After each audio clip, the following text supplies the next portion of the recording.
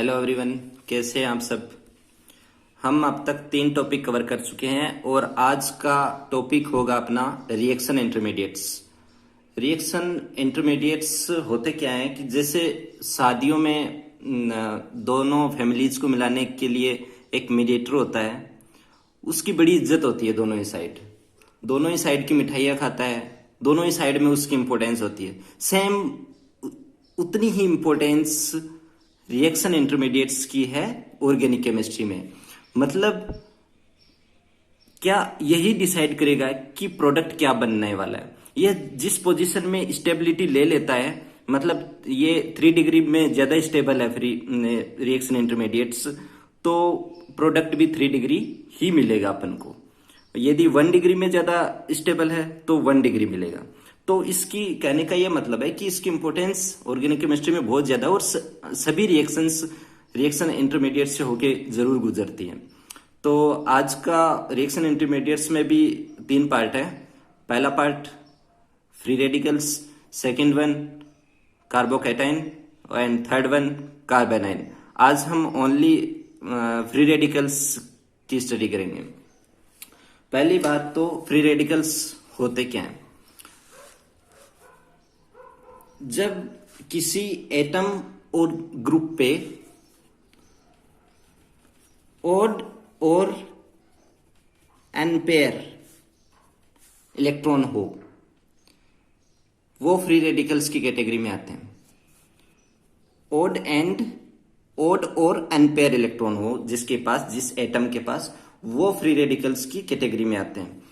मतलब Cl के पास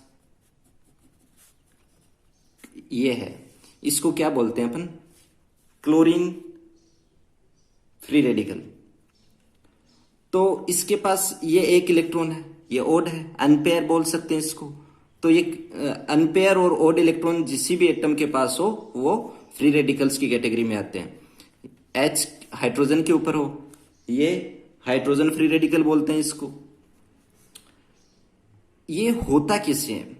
होता इसलिए, एग्जाम्पल से लेते हैं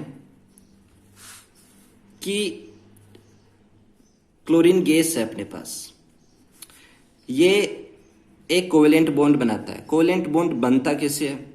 इसका एक इलेक्ट्रॉन और इसका एक इलेक्ट्रॉन आपस में पार्टनरशिप करते हैं और कोवेलेंट बॉन्ड बनाते हैं, मतलब सिग्मा बॉन्ड बनाते हैं। तो जब इसका होमोलाइटिक फ्यूजन होता है, होमोलाइटिक फ्यूजन मत मीन्स एकदम बीच से होमो सेम, तो इसके ऊपर भी एक इलेक्ट्रॉन ये अपना इलेक्ट्रॉन ले लेता है और ये अपना इलेक्ट्रॉन इसके ऊपर अपना इलेक्ट्रॉन आ जाता है। तो ये मतलब यहां पे अपन को फ्री रेडिकल मिलते हैं। तो जब होमोलाइटिक फ्यूजन होता है तब अपन को फ्री रेडिकल मिलते हैं। इसको डिनोट किससे करते हैं?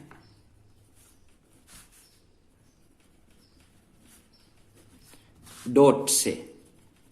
डॉट या पॉइंट आप कुछ भी बोल सकते हैं। ये मैंने इस यहां पे लगा रखा, ये एक इलेक्ट्रॉन्स को शो करने का तरीका है, तो हम इसको फ्री रेडिकल का सिंबल बोलेंगे।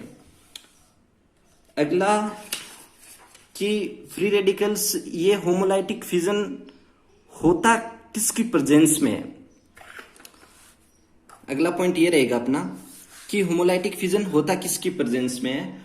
वो है HELPR, हेल्पर। HELPER नहीं, HELPR, ठीक है।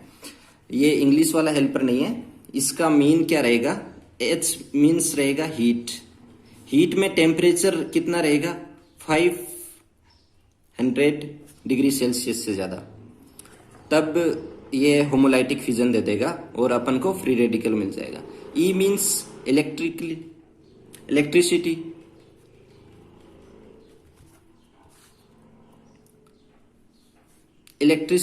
H means light. लाइट हम ज्यादातर सनलाइट को प्रेफर करते हैं यहाँ पे लाइट में। P means peroxide and last one R means radical. जब ये 500 पांचों की प्रेजेंस में अपन रिएक्शंस करवाते हैं तो इंटरमीडिएट के रूप में हमें फ्री रेडिकल मिलता है, वो फ्री रेडिकल से होके गुजरती है। अगला पॉइंट क्या रहेगा अपना, प्रॉपर्टीज। फ्री रेडिकल्स की प्रॉपर्टीज क्या होती हैं? इसकी पहली प्रॉपर्टी रहेगी, फ्री रेडिकल इलेक्ट्रिकली न्यूट्रल होते हैं। मींस आपने देखा होगा कि मेटल है, मेटल में उसके आउटर सेल में एक इलेक्ट्रॉन होता है। जो मेटल्स होते हैं, जो मैं फर्स्ट ग्रुप की बात कर रहा हूं, उसमें आउटर सेल में एक इलेक्ट्रॉन होता है। तो वो एक इलेक्ट्रॉन वो एक इलेक्ट्रॉन दे करके वो अपनी कंडक्टिविटी शो करते हैं। तो यहाँ पे वैसा कुछ नहीं है, वो यहाँ पे फ्री रेडिकल्स के ऊपर जो इलेक्ट्रॉन है वो दे नहीं सकता। यहाँ पे ये स्टेबल होना चाहिए, और स्टेबल होने के लिए वो करेगा एक इलेक्ट्रॉन और लेने की ट्राई करेगा। तो वो किसी अपने या किसी अलग अलग फ्री रेडिकल से रिएक्शन कर करके स्टेबल होना की ट्राई करेगा। यहाँ पे क्लोरीन गैस स्टेबिलिटी में आ जाती है। तो कहने का ये मतलब है कि यहाँ पे एक इलेक्ट्रॉन होने के बाद भी ये इलेक्ट्रिकली न्यूट्रल रहेगा, क्योंकि ये न तो कंडक्टिविटी शो करता है न नॉन कंडक्टिविटी शो करता है। पहला पॉइंट ये रहेगा। सेकंड क्या रहेगा कि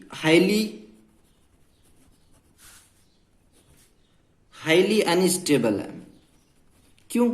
अभी तो मैंने बताया ये एक इलेक्ट्रॉन है इसके पास, ये स्टेबल नहीं है, ये स्टेबिलिटी लेना चाहेगा, दूसरा इलेक्ट्रॉन लेना चाहेगा और एक स्टेबल मोलेक्यूल या कंपाउंड बनाना चाहेगा। तो फिर ये हाईली अनस्टेबल है। थर्ड वन क्या रहेगा कि इसकी शॉर्ट लाइफ है। वही बात, शॉर्ट लाइफ क्यों है? क्योंकि ये इतना स्टेबल है ही नहीं इस पोजीशन में, अपनी पोजीशन में स्टेबल नहीं है, तो इसकी लाइफ भी ज्यादा नहीं रहेगी। ये अपनी स्टेबिलिटी लेना चाहेगा, किसी और से एक और इलेक्ट्रॉन लेना चाहेगा। तो यहाँ पे ये रही। तो और फोर्थ वन क्या रहेगा कि ये नेचर इनका पैरामैग्नेटिक नेचर रहेगा।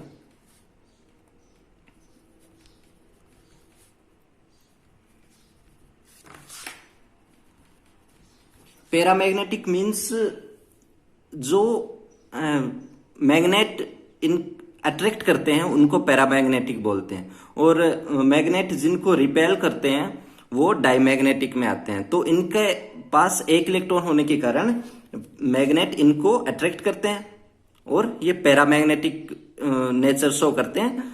जैसे मेटल में एक इलेक्ट्रॉन्स के कारण वो पैरामैग्नेटिक नेचर शो करते हैं, सेम यहाँ पे फ्री रेडिकल्स में पैरामैग्नेटिक नेचर शो करते हैं। तो ये अपनी इसकी प्रॉपर्टीज रही। अब ये रिएक्शंस, 3 टाइप से रिएक्शंस देता है फ्री रेडिकल। मतलब मैं आपको बताता हूं कि पहला टाइप क्या होता है कि जब 2 फ्री रेडिकल मिलकर के एक मॉलिक्यूल बना दे, 2 फ्री रेडिकल मिलकर के एक न्यूट्रल मॉलिक्यूल बना दे, एक टाइप की तो ये रिएक्शन रही। दूसरे टाइप की क्या रिएक्शन रहती है? जब एक न्यूट्रल मॉलिक्यूल एक फ्री रेडिकल से मिलकर के एक दूसरा ही फ्री रेडिकल बना देता है, एक अलग फ्री रेडिकल बना देता है। ठीक है, ये अलग है इससे। यहाँ पे फ्री रेडिकल कौन सा था? क्लोरीन फ्री रेडिकल, यहाँ पे मिथाइल फ्री रेडिकल बन गया, तो एक अलग फ्री रेडिकल बना देता है। ये दूसरी रिएक्शन रही। तीसरी रिएक्शन क्या रहती है कि एक CH3CO, इसको क्या बोलते हैं? Acetate radical. यह एक रेडिकल टूट करके दूसरा रेडिकल बनाता है और साथ में एक न्यूट्रल मॉलिक्यूल भी बनाता है। तीसरी इस टाइप की रिएक्शन रही।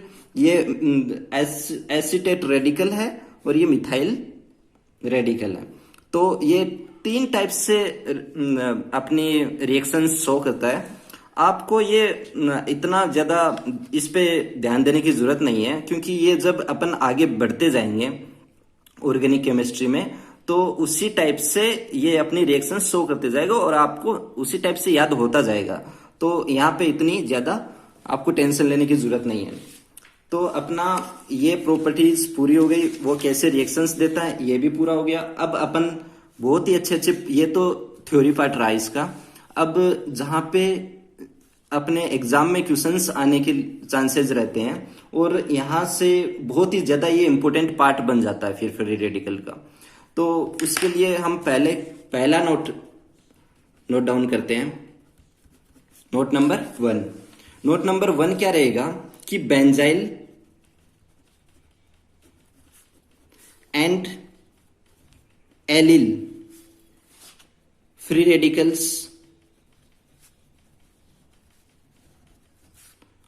ज्यादा स्टेबल हैं किससे? एल्किल फ्री रेडिकल से। क्यों ज्यादा स्टेबल है? इसका आंसर है रेजोनेंस के कारण। रेजोनेंस के कारण ये ज्यादा स्टेबल है। कौन? बेंजाइल और एलिल फ्री रेडिकल्स ज्यादा स्टेबल है एल्किल फ्री रेडिकल्स से। आपको दिखा के बताता हूं कि बेंजाइल फ्री रेडिकल इसको बोलते हैं, ये बेंजाइल फ्री रेडिकल है, ठीक है। अब आपको वो कॉन्जुगेशन में आ गया, ये फ्री रेडिकल डबल बॉन्ड के कॉन्जुगेशन में है, तो यहाँ पे आराम से ये रेजोनेंस शो कर सकता है। तो रेजोनेंस शो किस टाइप से करेगा? यहाँ पे आप ध्यान से देखिए कि 2 हाइड्रोजन जुड़े हैं, मतलब 4 इलेक्ट्रॉन कवर हो रहे हैं यहाँ पे, और 2 इलेक्ट्रॉन यहाँ पे कवर हो रहे हैं। मीन्स 2 इलेक्ट्रॉन्स यहाँ पे, 4 इलेक्ट्रॉन्स यहाँ पे, मतलब 6 इलेक्ट्रॉन हो गए, 1 इलेक्ट्रॉन ये, मतलब कितने इलेक्ट्रॉन हुए? 7। ऑक्टेट कंप्लीट करने के लिए कितने इलेक्ट्रॉन चाहिए? 8, मतलब 1 इलेक्ट्रॉन्स की कमी है। 1 इलेक्ट्रॉन्स की कमी है तो यहाँ पे होमोलाइटिक फिजन होता है और ये डबल बॉन्ड यहाँ पे आ जाता है और फिर अपनी स्ट्रक्चर क्या बन जाती है? Double bond CH2। अब यहाँ पे पूरा इसका ऑक्टेट कंप्लीट है, यहाँ पे कोई फ्री रेडिकल नहीं बचा है, क्योंकि यहाँ पे ये अपन ने इसका ये फ्री रेडिकल और इसका होमोलाइटिक फिजन के साथ 1 इलेक्ट्रॉन और इसका 1 इलेक्ट्रॉन मिल करके ये एक पाई बॉन्ड बना देता है। बट यहाँ से जब ये टूटा तब इसके वाला फ्री रेडिकल तो यहीं रह गया ना, तो ये यहाँ पे रह जाएगा। फिर से सेम वही रहता है, यहाँ पे फ्री रेडिकल है, इसके पास 20-7 है, यहाँ पे हाइड्रोजन भी तो होता है ना, तो 3 बॉन्ड 6 इलेक्ट्रॉन्स, 1 और ये 7। फिर से ये अपनी तरफ ले जाना चाहेगा क्योंकि ये स्टेबिलिटी लेना चाहेगा। 7 इलेक्ट्रॉन्स तो स्टेबल करते नहीं है, इसके पास कम से कम 8 तो होने चाहिए, 8 होने चाहिए, तो ये 1 इलेक्ट्रॉन लेना चाहिए, मतलब इसका फिर से होमोलाइटिक फिजन होगा। मतलब स्ट्रक्चर क्या रहेगी अपनी? अब ये रहेगी अपनी स्ट्रक्चर और यहाँ पे डबल बॉन्ड आ जाएगा, यहाँ पे डबल बॉन्ड है, बाहर ऐसा का ऐसा रह जाएगा। सेम वही रहेगा, डबल बॉन्ड यहाँ पे होमोलाइटिक फिजन के थ्रू यहाँ पे एक होमोलाइटिक फिजन होगा, इसका 1 इलेक्ट्रॉन यहीं रह जाएगा और इसका दूसरा इलेक्ट्रॉन इसके पास आके पाई बॉन्ड बना लेगा। तो अपनी स्ट्रक्चर अब क्या रहेगी? यहाँ पे बाहर वाली सेम स्ट्रक्चर अब भी रहेगी और यहाँ पे डबल बॉन्ड रहेगा। फिर से सेम रहेगा, ये डबल बॉन्ड कॉन्जुगेशन में आ जाएगा और अपनी स्ट्रक्चर क्या बन जाएगी? जो सेम पहले वाली स्ट्रक्चर थी वैसी ही बन जाएगी। बस फर्क इतना है कि पाई बॉन्ड या डबल बॉन्ड को बोल सकते हैं, वो अपनी जगह से हिल चुके हैं, अलग अलग पोजीशंस पे आ चुके हैं, अपने अल्टरनेट पोजीशंस पे आ चुके हैं। अब यहाँ पे फिर से यही बन गया अपन को। तो ये एक, मतलब मैं कह सकता हूं कि बेंजाइल में रेजोनेंस शो करता है, उसकी वजह से ये स्टेबल है एल्किल फ्री रेडिकल से। मैं आगे एल्किल फ्री रेडिकल का भी बताऊंगा। ये तो रही बेंजाइल की बात। दूसरी बात आती है एलिल की। एलिल क्या होता है? एलिल ये होता है CH2 डबल बॉन्ड CH2। यहाँ पे देखिए फिर से कार्बन के पास 7 इलेक्ट्रॉन है, कार्बन के पास 7 इलेक्ट्रॉन है, तो ये कहेगा भाई हमें इलेक्ट्रॉन चाहिए, हमें 1 इलेक्ट्रॉन चाहिए, तो ये कहेगा भाई ठीक है तुम ले लो, हमारे पास 1 इलेक्ट्रॉन बचा रह जाएगा, हम फ्री रेडिकल बन जाएंगे। कोई नहीं, आप यहाँ पे इलेक्ट्रॉन लीजिए और ये अपना ऑक्टेट आप तो कंप्लीट करिए। तो यहाँ पे देखिए अब ऑक्टेट इसका कंप्लीट है और ये इस ऐसे ही रेजोनेंस यहाँ पे शो करता है, इसलिए इसको क्या बोलते हैं? एलिल। इसको एलिल बोलते हैं और इसको बेंजाइल बोलते हैं। ये दोनों याद रखना, इसकी स्ट्रक्चर, दोनों की स्ट्रक्चर याद रखना, आगे बहुत जगह काम आने वाली है ये स्ट्रक्चर्स दोनों। ठीक है, तो नोट नंबर 1 हो चुका है अपना। ये नोट नंबर 1 में था कि बेंजील और allyl free radicals more stable है एल्किल फ्री रेडिकल से, क्यों? रेजोनेंस शो करती है। नोट नंबर 2 क्या रहेगा अपना कि 3 डिग्री एल्किल रेडिकल्स 2 डिग्री से ज्यादा स्टेबल है, 2 डिग्री 1 डिग्री से ज्यादा स्टेबल है, और 1 डिग्री मिथाइल रेडिकल से ज्यादा स्टेबल है। क्यों भाई, ऐसा क्यों? अब आपको मैं बताता हूं। ये क्या रहेगा अपना 3 डिग्री रहेगा ना। ध्यान से देखिए, मैंने आपको बताया है कि 3 डिग्री कौन सा होता है। जब कार्बन के ऊपर तीनों ही ग्रुप, हाइड्रोजन एक भी नहीं हो और तीनों अलग ग्रुप जुड़े हो, तो उसको 3 डिग्री बोलते हैं।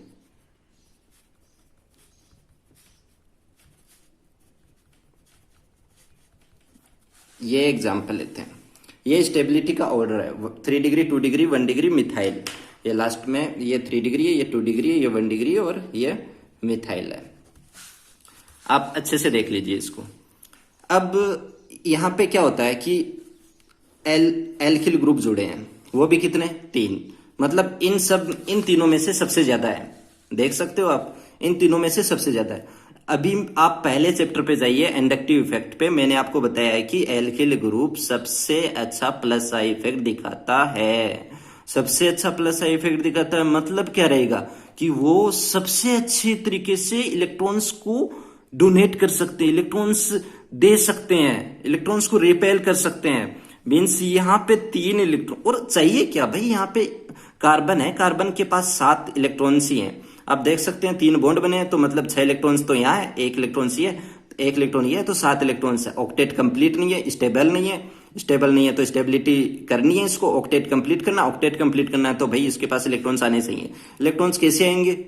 ये भाई ये तीनों ग्रुप हैं इसको इलेक्ट्रॉन्स देने के लिए। इलेक्ट्रॉन्स देने के लिए ये है तो ये मोर स्टेबल रहेगा, बिल्कुल रहेगा। दूसरे पे जाइए कि यहाँ पे तो 2 ही हैं, इसमें 3 थे, तो ये कम से कम इससे तो कम स्टेबल होगा ना। मतलब सेकंड वाली स्ट्रक्चर, मतलब 2 डिग्री 3 डिग्री से तो 2 डिग्री 3 डिग्री से तो कम स्टेबल होगा ना, क्योंकि यहाँ पे तो जो 2 ही एल्किल ग्रुप है, मतलब 2 ही प्लस आई इफेक्ट वाले हैं, मतलब 2 ही इलेक्ट्रॉन देने वाले ग्रुप हैं। इसको तो इलेक्ट्रॉन ज्यादा से ज्यादा देगा, जो भी ज्यादा से ज्यादा देगा वही ज्यादा स्टेबल कर देगा।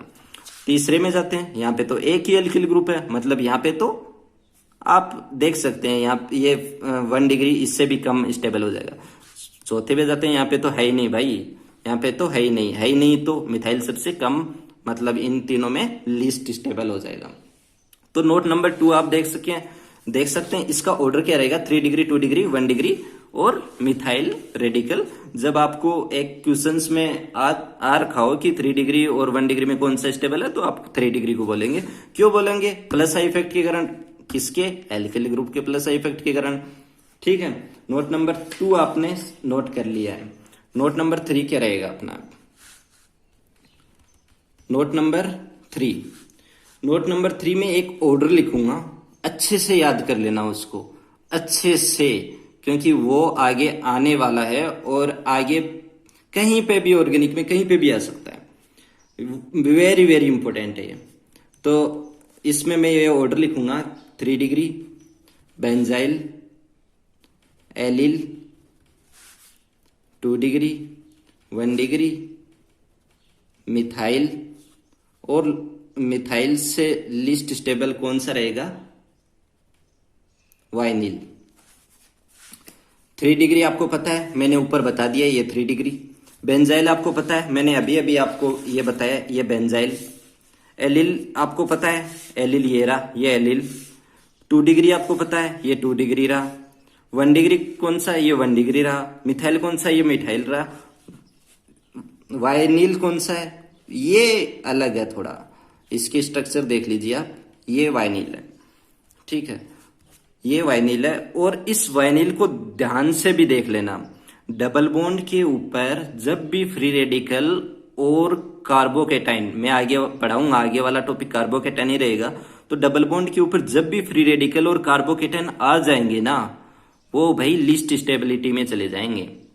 ध्यान से नोट कर लेना, क्योंकि क्वेश्चंस में आपको पता नहीं चलेगा कि ये एलिल है या वाइनिल है, आपको पता नहीं चलेगा कि मैं ये कौन सी स्ट्रक्चर कहां दे रहा है। अब मैं आपको एक एग्जांपल देके बताता हूं। ये है भाई, ये एग्जांपल है। ये क्या है भाई, ध्यान से देखिए, ये एलिल है। एलिल यहां तक आपको एलिल मिल जाएगा ना, तो ये एलिल है, मतलब एलिल से ही मिलकर के बना है, मतलब ये तो स्टेबिलिटी ज्यादा होगी ना इसकी। किससे भाई? इससे क्योंकि यहां पे तो डबल बॉन्ड के ऊपर है, मतलब इसकी स्टेबिलिटी ज्यादा रहेगी। और सब इनसे भी कम स्टेबिलिटी किन की रहेगी? इसकी। आप दिखने में तो ऐसे लगता है भाई इसमें तो रेजोनेंस, यहाँ पे कैसे रेजोनेंस होगा भाई? डबल बॉन्ड के ऊपर है, कॉन्जुगेशन में नहीं है, ठीक है। और डबल बॉन्ड पे अभी मैंने बताया लिस्ट स्टेबिलिटी में चला जाता, और यहाँ पे तो भाई 3 डबल बॉन्ड है, लिस्ट स्टेबल बन जाएगा, ठीक है। ये तो फिर भी ठीक है, ये तो इससे भी बेकार का स्टेबिलिटी में है, तो ये लिस्ट स्टेबल बन जाएगा। और ये थोड़ा इससे अच्छा स्टेबल है, बोल सकते हैं, ये भी लिस्ट में आते हैं, पर ये जब इन दोनों का कंपैरिजन हो तो ये इससे ज्यादा कम स्टेबिलिटी दिखाएगा। और ये तो एलिल वाला ग्रुप आ जाएगा ना, तो ये तो अच्छा वाला स्टेबिलिटी दिखाएगा। तो एग्जाम में ये कंफ्यूज मत होना कि एलिल कौन सा है, वाइनिल कौन सा है। अभी इससे स्ट्रक्चर को देख लेना। और वाइनिल याद करने के लिए बता देता हूं कि डबल बॉन्ड के ऊपर फ्री रेडिकल, ये कार्बोकैटाइन भी दोनों ही एक जैसी ही प्रॉपर्टी शो करते हैं। तो कार्बोकैटाइन आए चाहे फ्री रेडिकल आए, दोनों ही एक जैसे हैं, दोनों ही आ गए, तो ये लिस्ट स्टेबिलिटी में आ जाएगी, ठीक है। तो आई होप कि नोट नंबर 3 भी आपको अच्छे से समझ आ गया होगा। अब अपन नोट नंबर 4 पे चलते हैं। नोट नंबर 4 पे क्या है कि पॉइंट लिखूंगा कि +I या +M ग्रुप इंक्रीज करते हैं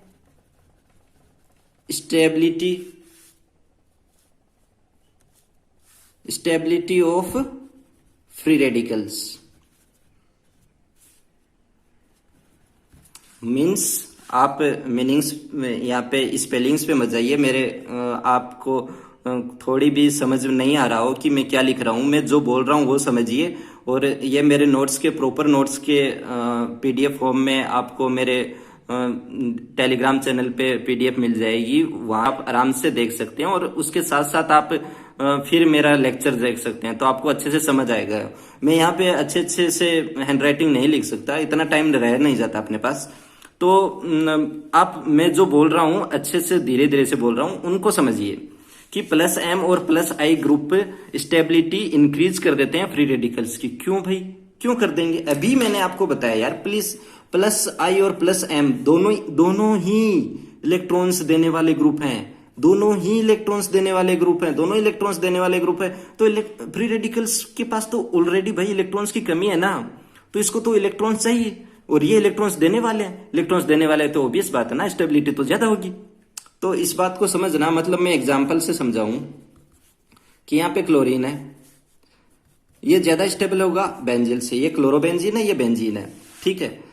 तो ये इससे ज्यादा स्टेबल होगा, पता है ना आपको क्यों? क्योंकि क्लोरोबेंजीन के पास लोन पेयर वाले +M शो करते हैं, तो ये ज्यादा स्टेबिलिटी इसमें रेजोनेंस के कारण ये ज्यादा स्टेबल हो जाएगा, ठीक है। तो मैं ऐसे नहीं कह रहा कि यहाँ पे कुछ और फ्री रेडिकल्स जुड़ा हो, तब बहुत बता रहा हूं कि ओनली इसमें नहीं बता रहा कि यहाँ जब अपन फ्री रेडिकल्स की बात करें, ये इन दोनों में बात करें, तो ये ज्यादा स्टेबल होगा, क्योंकि ये +M दिखाएगा, वरना तो ओनली यही जुड़ा हो ना यहाँ पे क्लोरीन, तो ये -I वाले में आ जाएगा, इलेक्ट्रॉन्स खींचने वाले में आ जाएगा। आप देख सकते हैं -I में भी है क्लोरीन, ठीक है, और ये +M में भी है, एक में इलेक्ट्रॉन्स देने वाले में, एक में इलेक्ट्रॉन्स लेने वाले पर डिपेंड करता है कि भाई यहाँ पे तो इलेक्ट्रॉन्स फ्री रेडिकल्स की बात करें, यहाँ पे ये इलेक्ट्रॉन्स देगा ताकि रेजोनेंस हो सके, ठीक है। तो ये ज्यादा स्टेबल हो जाएगा क्योंकि प्लस एम इफेक्ट के कारण। ठीक है, आपको ये तो पता ना कि ये इन दोनों में फर्क है, ये तो पता है ना इन दोनों में फर्क है, इन दोनों के नाम भी अलग अलग होते हैं। और आप कंफ्यूज मत हो ना कि एग्जाम में कभी कभी क्वेश्चंस आते हैं कि भाई सीधे ओनली उसमें स्ट्रक्चर नहीं दी होती, उसमें नेम दिया होता है और उसके थ्रू आपको वो क्वेश्चन सोल्व करना पड़ता है। तो मैं बता देता हूं कि इसमें जो ये नाम है इसको बोलते हैं बेंजीन क्लोराइड, बेंजाइल क्लोराइड, इसको बेंजाइल क्लोराइड बोलते हैं। इसी से बेंजाइल बना है। जो अपना पहले वाला था, अभी थोड़ी देर पहले पढ़ा था अपन ने कि यहाँ पे रेडिकल से Cl निकल जाएगा तो होमोलाइटिक फ्यूजन हो जाएगा तो Cl निकल जाएगा, तो यहाँ पे फ्री रेडिकल बच जाएगा ना, तो ये क्या बन जाएगा, बेंजाइल बन जाएगा। तो इसको बेंजाइल क्लोराइड बोलते हैं, इस हिसाब से याद रखना है। इसको क्या बोलते हैं भाई, इसको क्लोरोबेंजीन बोलते हैं।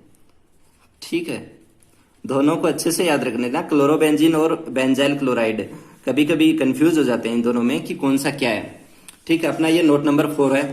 नोट नंबर 5 की बात करते हैं। नोट नंबर 5 यही रहेगा कि माइनस आई, अब नोट नंबर 4 क्या था, प्लस एम और प्लस आई वाले स्टेबिलिटी इंक्रीज कर देते हैं, तो माइनस एम और माइनस आई वाले क्या कर देंगे, डिक्रीज कर देंगे, स्टेबिलिटी डिक्रीज कर देंगे ना। ठीक है, तो वो भी क्यों करेंगे, क्योंकि भाई फ्री रेडिकल्स को तो इलेक्ट्रॉन चाहिए, और ये तो माइनस एम और माइनस आई वाले तो पहले से इलेक्ट्रॉन्स लेने वाले हैं भाई, और फ्री रेडिकल्स को इलेक्ट्रॉन चाहिए। तो अब जिसके पास पहले से इलेक्ट्रॉन कमी हो और उससे आप इलेक्ट्रॉन्स लोगे तो वो कैसे काम चलेगा, वो तो लिस्ट स्टेबल में चला जाएगा ना।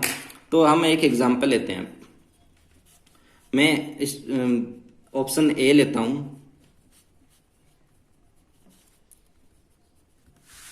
ये ऑप्शन ए है।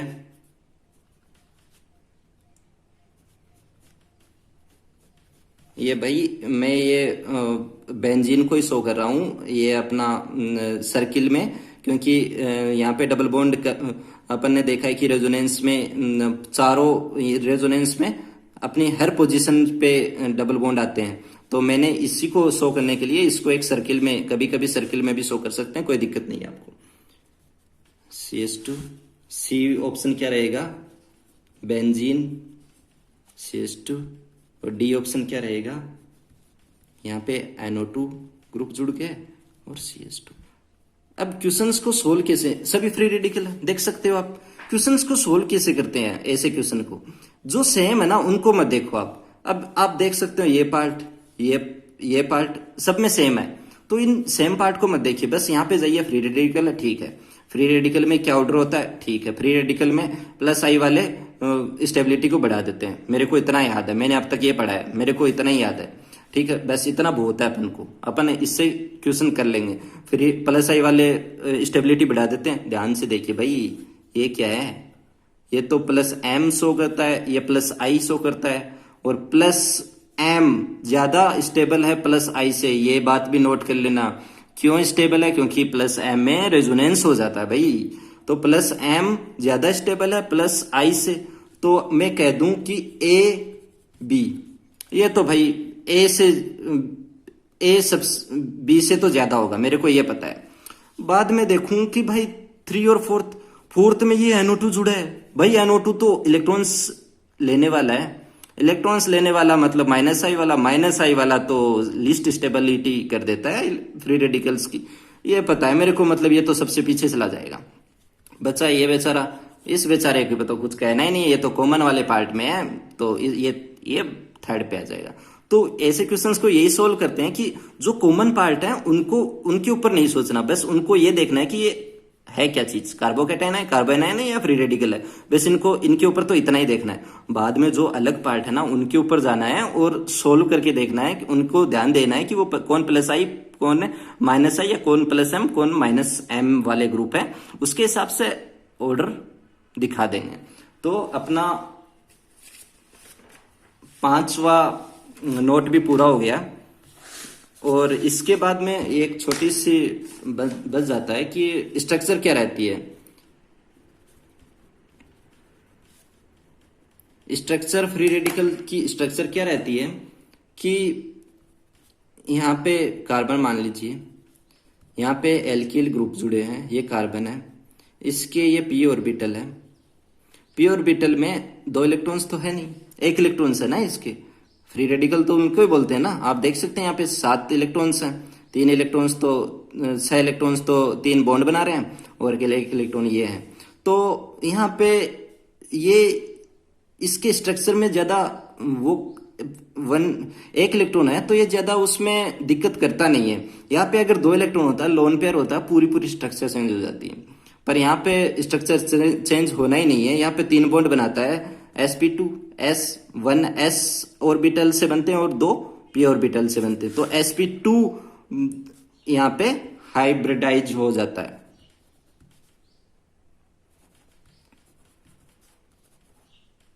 हाइब्रिडाइजेशन, sp2 हाइब्रिडाइजेशन हो जाता है। तो sp2 होता है तो उसकी स्ट्रक्चर क्या हो जाती है? प्लेनर हो जाती है भाई। sp2 में तो स्ट्रक्चर प्लेनर होती है ना। तो sp2 में स्ट्रक्चर, इन दोनों में एंगल कितना होता है? 120 का एंगल हो जाता है। तो बस याद करने का थ्योरेटिकल पार्ट है कि इसकी sp2 ये होता है और प्लेनर इसकी स्ट्रक्चर होती है। तो ये रहा अपना पूरा फ्री रेडिकल। मैंने आपको क्वेश्चंस भी 1-2 करवाए हैं और मतलब क्वेश्चन सोल्व करने के तरीके भी समझाए हैं कि कैसे सोचना है क्वेश्चंस को। जो कॉमन पार्ट है उनको छोड़ के जो अलग पार्ट है उन पे अपन को सोचना है कि भाई ये कौन से ग्रुप है। ठीक है, तो आप ऐसे ही पढ़ते रहिए और ऐसे ही हमें फॉलो करते रहिए, सुनते रहिए डेली। हम डेली आते रहेंगे आपके लिए। और इन आपको जो भी मेरी स्पेलिंग्स कुछ समझ नहीं आ रही होंगी वो मेरे नोट्स में देख सकते हैं। आप नोट्स मेरे टेलीग्राम चैनल से ले सकते हैं और टेलीग्राम चैनल का लिंक डिस्क्रिप्शन में है। Okay, thank you guys.